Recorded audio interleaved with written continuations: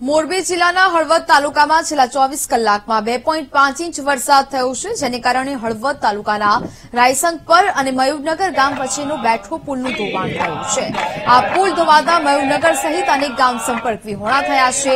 પુલ તૂટવાની ઘટના અંગે સ્થાનિકોએ કહ્યું કે 3 વર્ષ પહેલા આ પુલ બનાવવામાં આવ્યો હતો। તે સમયે મોટો પુલ બનાવવાની માંગ કરવામાં આવી હતી, પરંતુ તંત્રએ અમારી માંગનો સ્વીકાર નહોતો કર્યો, જેને કારણે અત્યારે સિઝનના પ્રથમ વરસાદમાં જ પુલ ધોવાયો છે। અમારું ગામ જે અત્યારે કદાચ એટલું ત્રાસી ગયું કે તમે વાત જ જવા દો।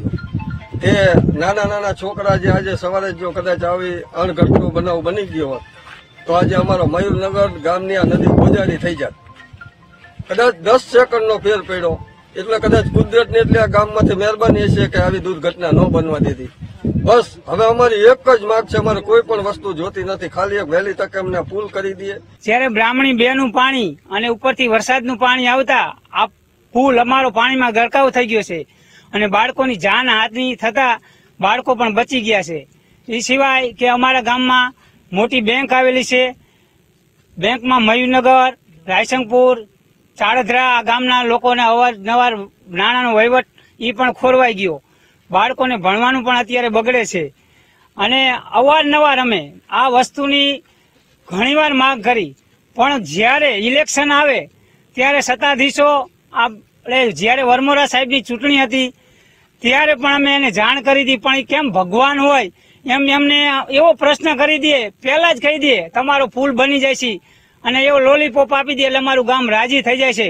પણ આ વખતે તો અમે એવો નિર્ણય કર્યો છે, કોઈ પણ કાળે કોઈ પક્ષના નેતાઓને અમે ગામમાં અંદર આવવા નહીં દઈ અને ઇલેક્શનનો બહિષ્કાર કરશું, એ જ અમારો સાચો નિર્ણય છે। આ બ્રાહ્મણી 2 ડેમની નીચાણવાસમાં આ રસ્તો આવેલો છે અને આ MDR કેટેગરીનો રસ્તો છે। હળવદ મયુરનગર રાયસંગપર આ 18 કિલોમીટરનો રસ્તો છે અને બ્રાહ્મણી ડેમના આજુબાજુના કેચમેન્ટ એરિયામાં વધારે પ્રમાણમાં વરસાદ થવાથી બ્રાહ્મણી ડેમમાં પાણીની આવક વધારે થઈ છે। એને લીધે ઉપરથી જે પાણી છોડવામાં આવ્યું છે એને લીધે એના જે આ નીચાણવાસમાં જે પુલ આવેલો છે એનું ધોવાણ થયેલું છે અને જેની કામગીરી તાત્કાલિક 12 કલાકની અંદર અમે રિસ્ટોરેશનની કામગીરી ચાલુ કરશું।